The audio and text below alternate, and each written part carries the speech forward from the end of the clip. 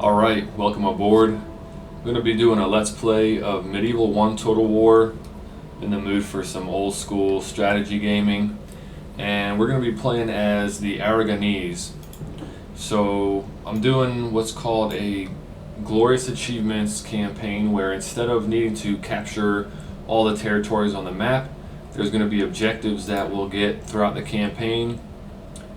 I believe these change every so often. And to start off as the Aragonese, our goals are to get a crusade to capture Antioch by the year 1204, so it's about 100 turns, a little over 100 turns into the future, to retain control over Aragon, which we've already got, and to conquer provinces. And our conquest achievement to grab provinces is probably not going to give us many points in the beginning, because you need 4 just to get a single point. So I'll be curious to see how this scales with how the other factions get their points based on their different achievements that they need to get. So anyways, let's get this started. So to begin, we are going to go capture Navarre. So it's been a while since I played this, but I do remember that this province is always easier to capture than this one, because this has, what's the guy's name? El Cid, I believe. Some famous general from history, so that's why he's got good command. If you're not familiar with the game, these stars represent the command of a general, and the higher that is, the more effective their troops are going to be in combat, and that can make a huge difference in the outcome of a battle. Get some recruitment done here, and go for a spearmaker, because we're going to want to be able to get spearmen early on. If I recall correctly, the Spanish like to train cavalry. They have a unique unit called Jinetes, which are mounted javelin men. So we'll start with that. And then actually I need to give someone a title, so, and this little scroll here on the ground is a title, so this is Duke of Aragon. It'll provide stats to whoever we apply it to. And I want someone with good acumen, so this guy's got 3 acumen, but more loyalty than this guy who has the same level of acumen. So because he's got more loyalty, give him that title, and then we'll keep him in the attacking force. And our public order is still just good enough to keep control of the province even with no troops.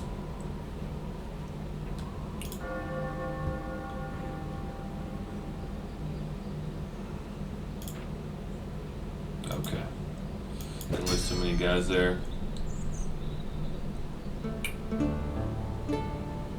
Kill the ringleaders for the sake of public order. I believe when you kill the ringleaders of a rebel province, you increase the public order that you start off with. So this guy's an emissary, basically a diplomat. He can gather information and engage in politics and whatnot with other factions. But in the beginning of the game, I tend to use these guys to get information on what factions have in their provinces. So now that we've captured Navarre, lowered the taxes down so that we could keep loyalty there and maintain control over the province. We don't have too many troops. The more troops you have in a province, the more public order you'll have, or the more loyalty you'll have. So that's something to keep in mind. Even if you're going to win a battle to take over a rebel province, you want to have enough troops to retain control. So not really good farming here. I'll go for a watchtower to get public order set up.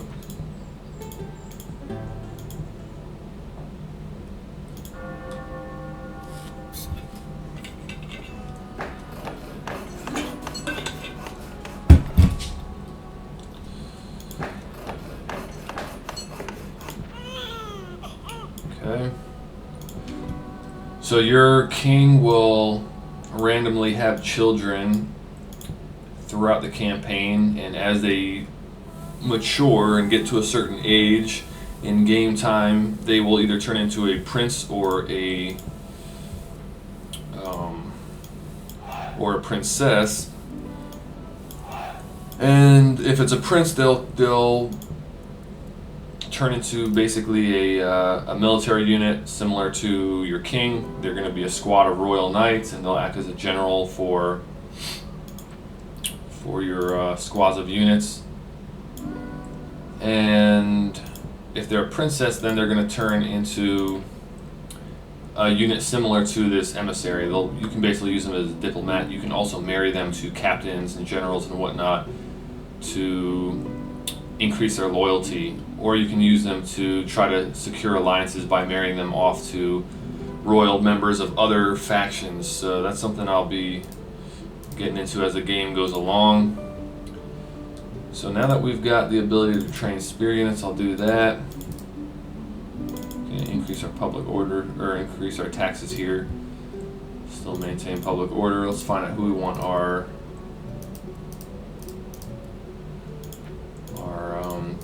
what do you call it to be? It's like this guy's gonna be the lord here, or the king of Navarre. So that's the title he got. So we'll keep this guy in here. I'm not sure if you need to do that, but I have a tendency to leave whoever I gave a title to within that province. And in Aragon, we'll go for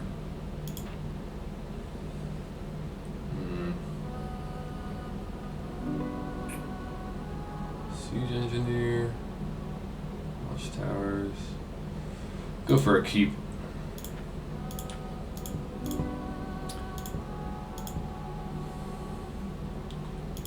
And our emissary will be in Valencia in one turn. That'll be my next target.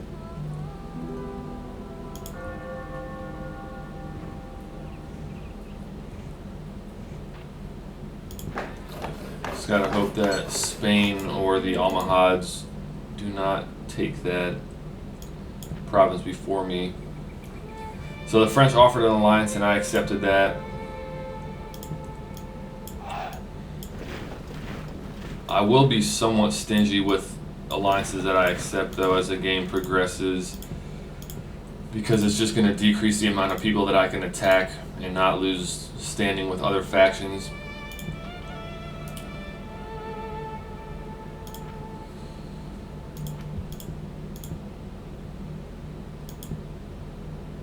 So he has public order here, so can I move my king?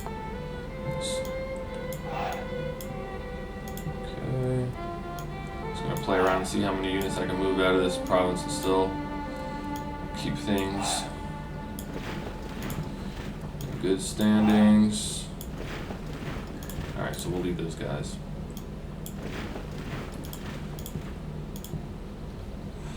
And then they've got 2 squads of Genites and a squad of peasants. But again, this guy is 5 stars. So if you're not familiar with the Total War games, one thing to pay attention to is what kind of units are within an army stack. If I click on look like board game pieces. If I click on this piece, this army piece, you can see the different units within them. This is how many troops are left. This is their experience, so troop number, experience. And then if I right click on the unit card itself, it'll give you some basic breakdown. So you can get an idea of what kind of role the unit plays just by looking at them and by seeing their description here. But you can also get an idea of unit quality by their support costs. Now with these guys it's a little misleading because their support costs are lower because they lost over half of their men. But let's say if I go to the spearmen, their support cost is 50 per turn. That's how much you pay for them per turn. So they're decent. If I look at my Royal Knights, they're 65. So you could just generally say these guys are better quality than the spearmen. Genites are 50. But anything that you're seeing within here, within an army, is basically better if the commander has good, or if the general has good command. So although I do have more unit cards right now than the enemy in Valencia, I'll wait till I have probably this next turn of Spearman until I attack. And maybe even one more turn with a Spearman, because I want to be able to win this battle and have troops left over that I can maintain public order here. Otherwise, I'll just end up getting overrun by rebels again, and I'll have lost more troops and money than I needed to.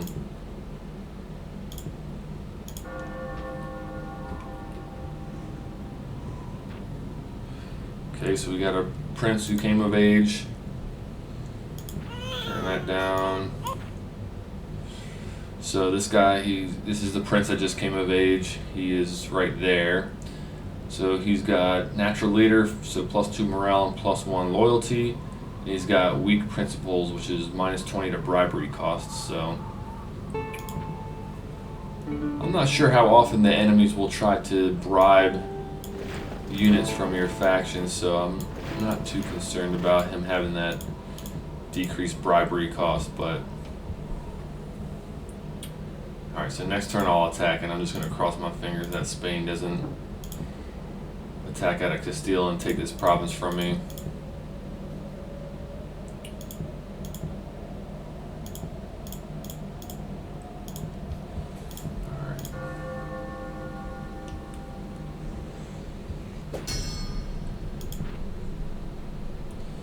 Not going to accept that. Alright, should be good enough.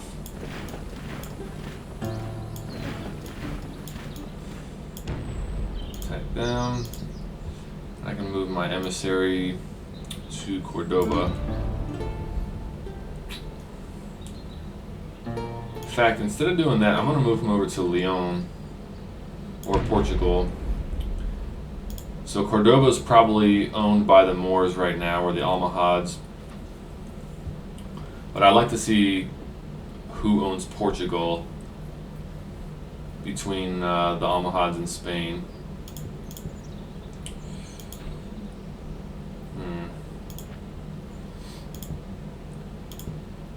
I'm going to continue training troops just in case.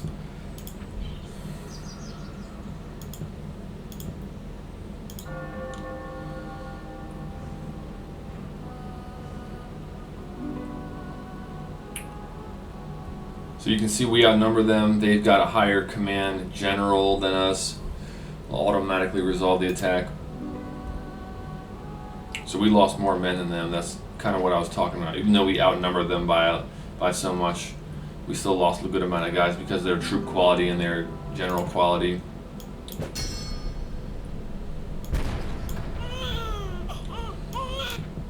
Okay. So the Almohads are building up some troops here. Spain's definitely building up some troops. And how are we doing on public order? Mostly good. Alright, what do we want to build? So we'll go for public order buildings here. So we got some troop production, and they've got, okay, javelin men. Got a fairly mixed army.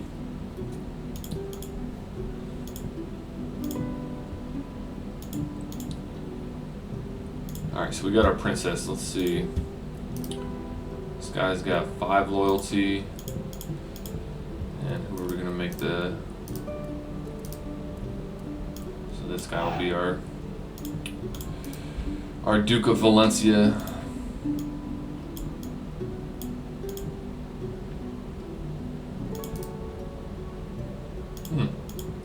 That lowered it. I'm not sure why. Maybe when you assign someone the title, it gives them control or leadership over the province, even if the king is present. But I'll move these archers in here just to make sure I can keep it at low and not have any chance of a rebellion.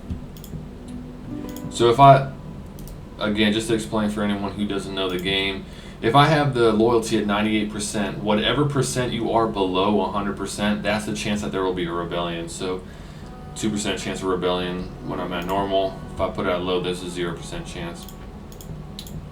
And my goal personally is to keep every province at 100% when I'm at normal tax rate. And I don't increase my taxes over normal much, because my understanding is that When you do that, you run the risk of having your characters develop negative traits. Have her marry this guy just to keep him loyal. All right, now what I mean by developing negative traits is if I look at my king and I scroll down under his basic stats, he's got vices and virtues. Now his only one is great warrior, but they'll develop more traits over time, and you can have good ones and bad ones. And what I've read is that you can develop bad ones when you're in an area with high taxes. I guess it's maybe like a greed kind of thing. All right, keep moving here. Now, expanding will be interesting because I'm mostly surrounded by Catholic factions, and I'm a Catholic faction myself. We do have the Almohads here. Oh, that's untaken. Interesting. If you attack other Catholic factions, you can be punished by the Papal States in Rome, and they can excommunicate you from the church so that you will lose public order in all your provinces, and it's possible that a crusade can be declared against you, which is a big problem because there's a chance that any of the other Catholic factions will join. And if I look at, let's see, this list, so you can see there's the Danes, there's the English, the French, the Holy Roman Empire, Hungary, Italy, Papacy themselves, the Polish, the Sicilians, the Spanish, and those are all other Catholic factions that could turn on you in the event you're excommunicated.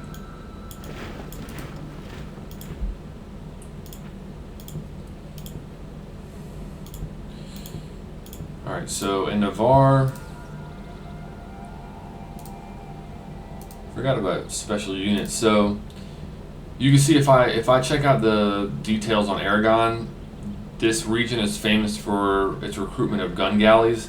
That's a late game unit. It's not going to be accessible for very long into the campaign. But Navarre and Valencia don't have special units that would be trained within them. I believe that when you have a special unit that's trained in a territory, they just get 1 point of experience extra when they finish recruitment. So not a huge deal, but something that you can think about when you're specializing what units you produce in a region. So Navarre,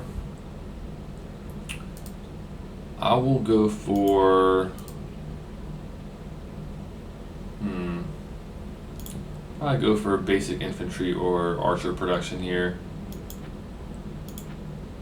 Put these guys in there.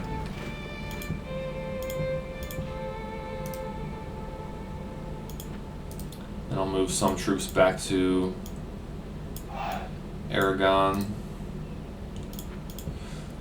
because that is my most important province. Let's see if I can move these two fellas as well. Yeah. So we'll keep these guys all together.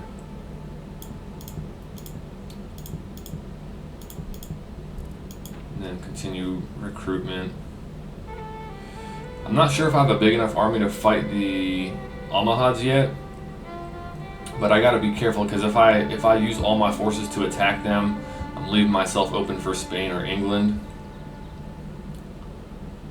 So doing well financially, so I can recruit pretty liberally.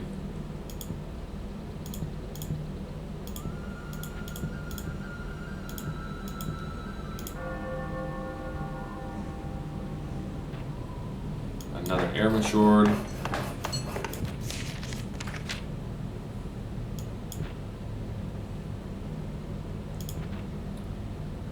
Alright, so this guy, Secret Adultery and Killer Instinct.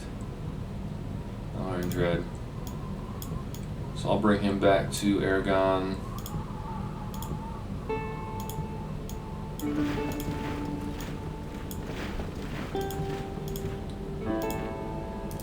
Public order's pretty good here. Some more archers.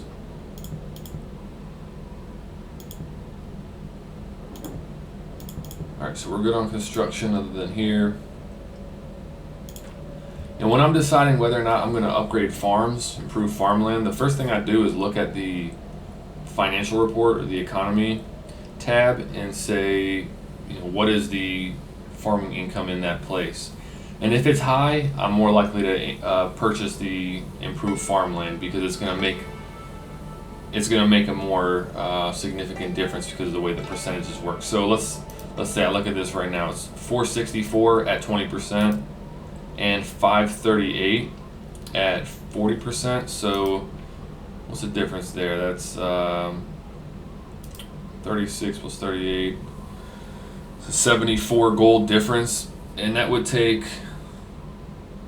Oh geez, I'm trying to do some math here. But it would take like 14 turns about to make the money back. So it's probably worth it in Valencia.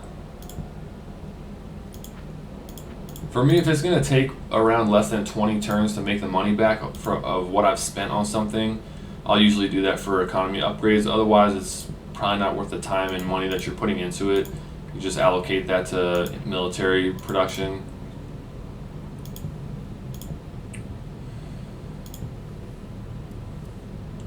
Alright, we'll see what the Spanish have in Leon as well. I'm not going to be able to get to Portugal for a while anyways. I don't have immediate land access. You cannot travel through other teams' provinces without attacking them. So the only way for me to get to a province like this would be to have boats, and I'm just far away from getting boat production right now.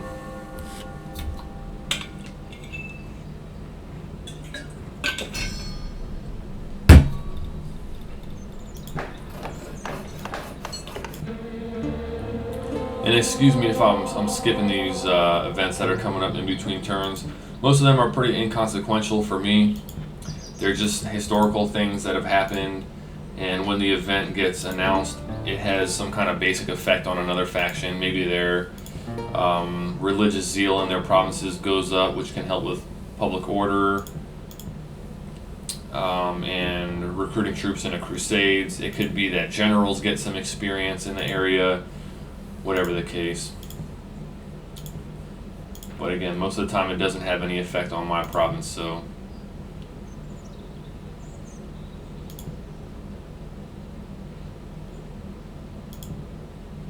Go for infantry in Navarre. See what our army looks like right now. So, can retrain these guys. Go back up to full strength. Then we'll put our prince in with our king.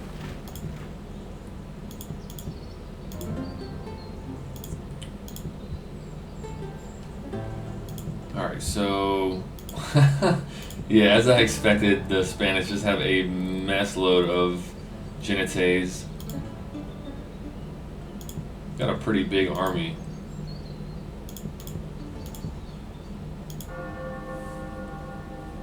French have a decent army on my border, but we're allies. The English don't have too much, so I'm not worried about them.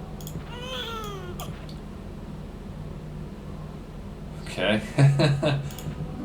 Another one there. Was that my lord? Who got that? I think it said Mendoza or something like that. I forgot to read the name. Oh, this guy. Okay. Whatever, I'm not too worried about that. Let's see.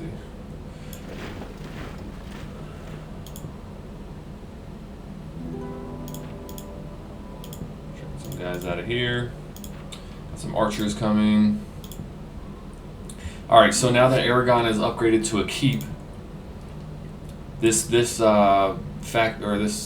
settlement was previously just a fort level.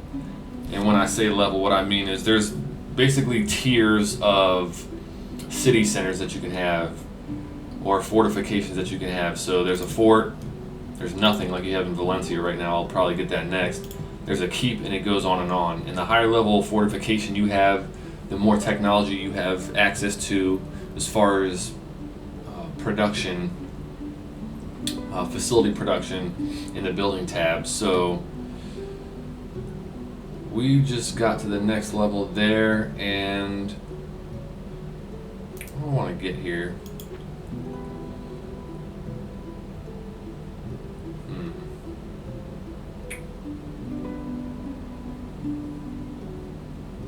Go for the armorer. I'm feeling like I'll be making archers out of Aragon and infantry out of Navarre, and then I'll probably go cavalry out of Valencia. You don't always have to play focused like that and specify regions for certain purposes, but I tend to do that because it's usually more resource effective.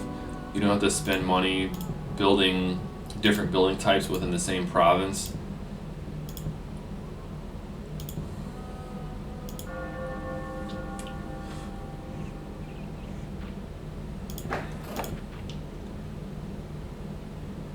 Alright. And again, right now my goal is to attack the Moors. I'm thinking the chance of the Spanish attacking me is pretty low when it comes down to me and these guys as their other options, so I'm just going to cross my fingers on that. Then I'll travel down to Granada and see what kind of reinforcements these guys might have. If I keep calling these guys the Moors, the Almohads, I'm referring to the same faction. In Medieval 2 Total War, this faction is called the Moors, but it's the same group. Same historical region. So, let's see.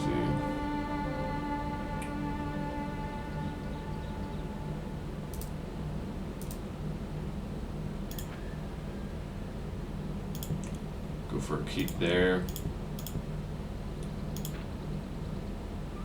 And how's our army looking?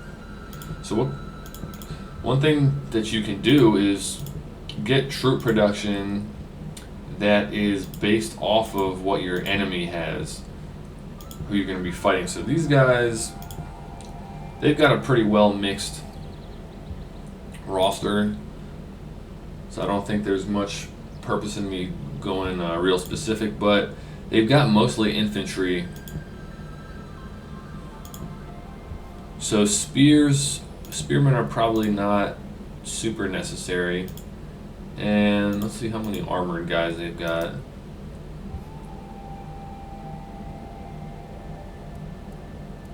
Shields, cavalry, shields. So I'll probably do a mix of archers and urban militia for fighting their current composition. Do some javelin men as well. There's urban militia, javelin men.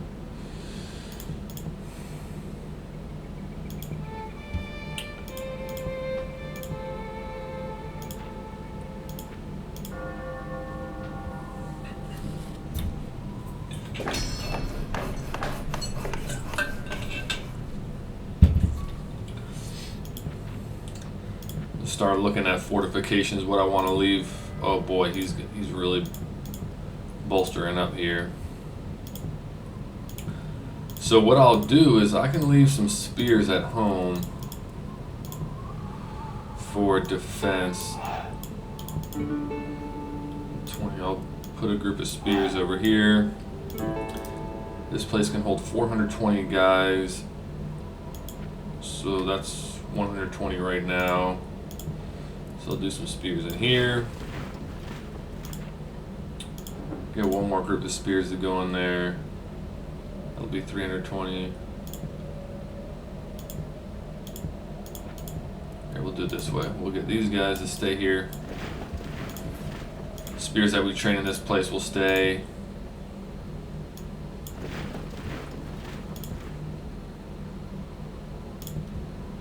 And Valencia will upgrade to a fort. Gotta get some fortifications there. Get our king on the border.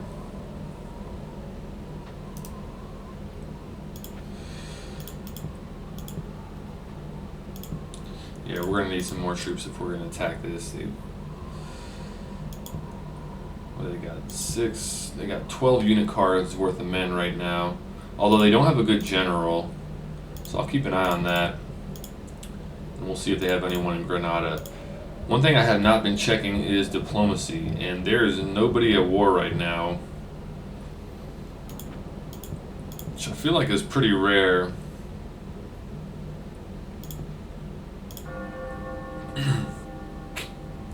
But we are still early in the campaign. Okay. There we go. Alright, so this is one of the features of the Glorious Achievements campaign. Just got some points. And see the Byzantine Empire, the Almohads, geez, I'm going to keep calling them that. Germans and Italians are the top factions right now. So what do these guys get points from? They got points from homelands, and one of the ones they're missing is Valencia. So I'm not sure how adamantly the AI will go after these objectives, but that's a possibility. Keep training, guys.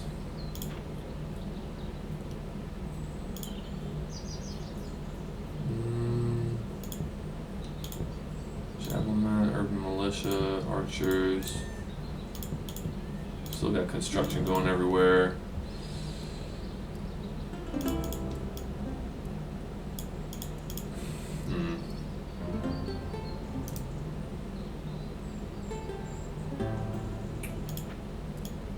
Send them into this army.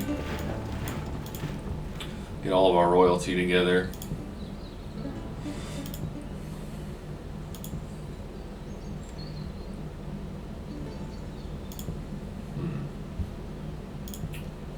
They don't have much over here. All their units they basically have on this Cordoba province.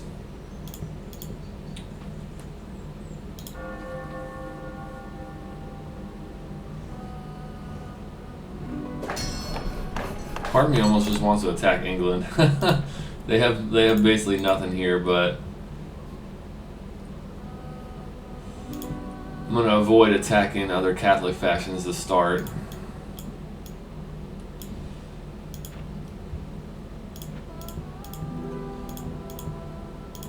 Alright. So we got our armor there. And we don't have trade goods. Okay, no trade goods there. Valencia has trade goods, so that's probably where we'll get our port eventually.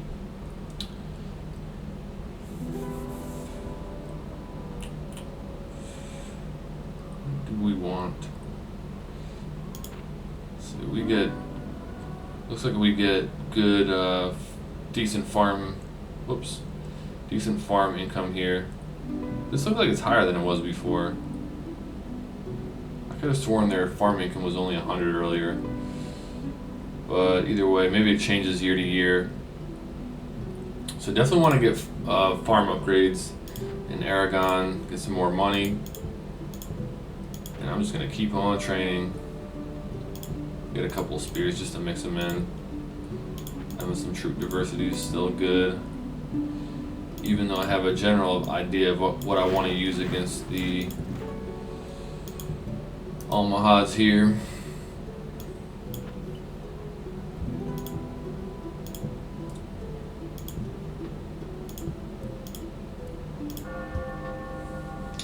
It's going to be a lot of ending turns and just maintaining production in this early part of the game.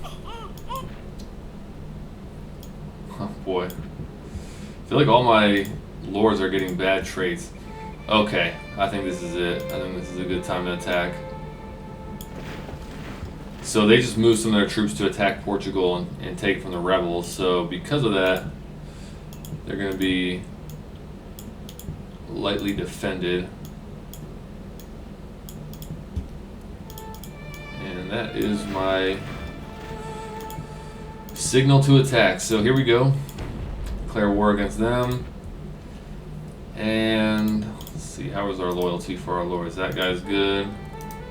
This guy's good. This guy's good. Okay. So we'll use her for intelligence. And we'll send her to Portugal. See what's going on there. Definitely want to continue troop production, especially now that we're at war.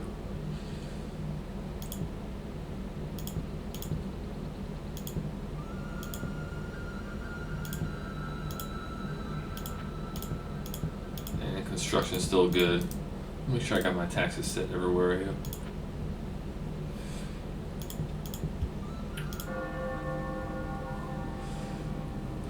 Something tells me they might retreat. Either that or they're going to pull their troops out of Portugal. No, they're going to fight this.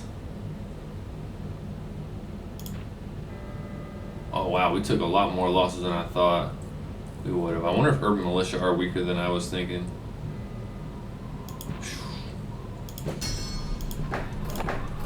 Something tells me public order is going to be a problem here. Oh man, it looks like they just finished upgrading this to a castle. So I gotta keep flowing troops into this area.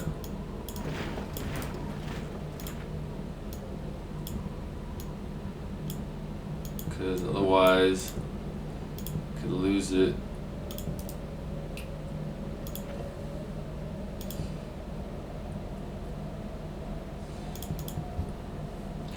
Alright.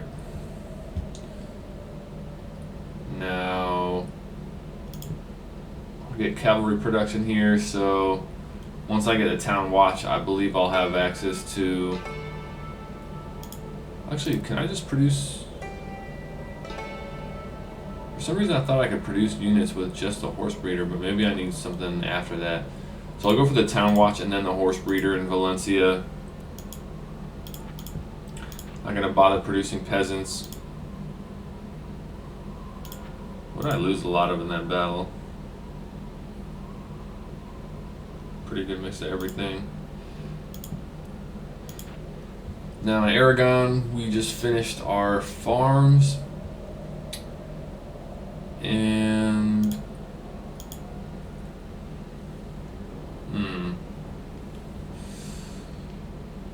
go for a siege engineer. It'd be nice to get some ballistas and stuff mixed in. Ballistas, catapults, whatever these produce. What does this give me? Yeah, ballista crew. This guy in here. Not too much left.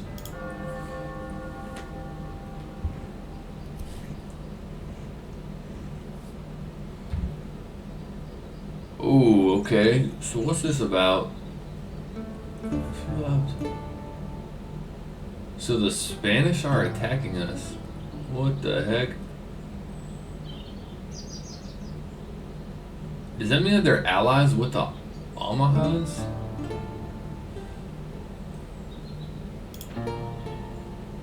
Just barely won that. And they're attacking here. I should win this. Yeah. Ooh, this one. This is one of those ones where I always look at the numbers and I'm like, I should easily win this, especially with the amount of spears I have versus their cavalry, but the command level is questionable for me. I'll automatically resolve this, and then if I need, I'll send reinforcements from elsewhere. Okay, good on that.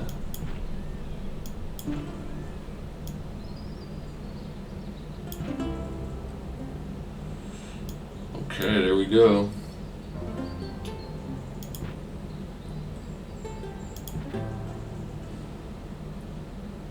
Very lazy, okay. Oh geez, alright, so this is going to be interesting. Now we really are going to have to keep on our toes.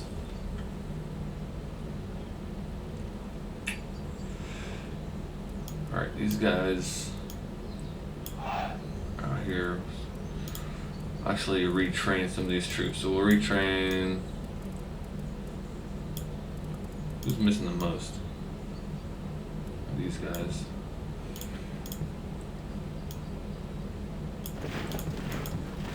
Actually, right now retraining probably isn't good because I want to maximize the amount of units I'm producing.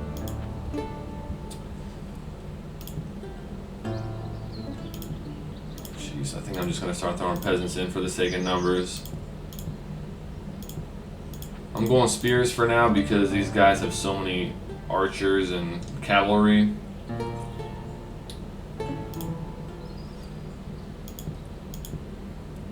Hopefully this will fall before... Man. Before Spain comes back. I might need to abandon this. We'll see though. Just risk it and hold on for now.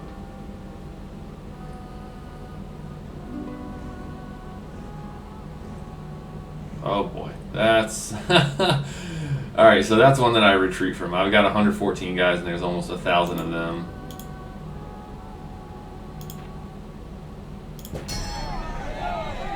Okay, that's good. So there's a rebellion in...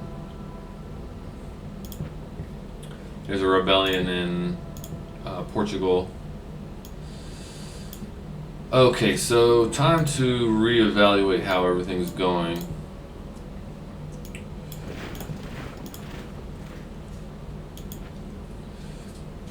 So now we're at war with two people, and they are allies. I don't know why I did not look at that before I attacked. That was my mistake. I should have looked at that first. And if I had looked at that, I probably would have attacked Castile before Cordoba. But that's what we did, so just gotta keep training troops and hit back once we have enough to. Some more archers, ballista crew. Ballista crew takes 2 turns to train, so I'm gonna hold off on those for now. And I'm gonna get a quick time check to see how long I've been going. So it's been 42 minutes. Wrap this up shortly.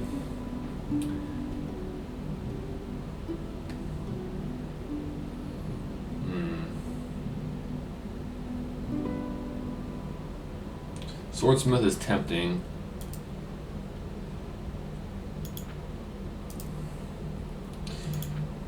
But for now we'll go for a watchtower.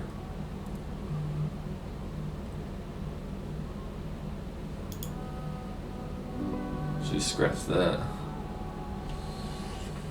We'll go for improved farmland. We want to make sure our economy is good so I can keep producing troops.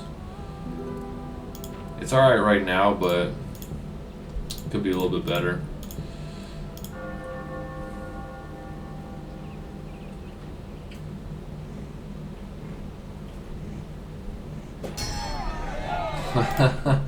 Another rebellion there. Alright, so I'm actually going to wrap it up here. So I'll probably aim to keep these episodes around 45 minutes, maybe a little bit less. And that'll basically be it. So thanks for watching, and I will see you on the next episode.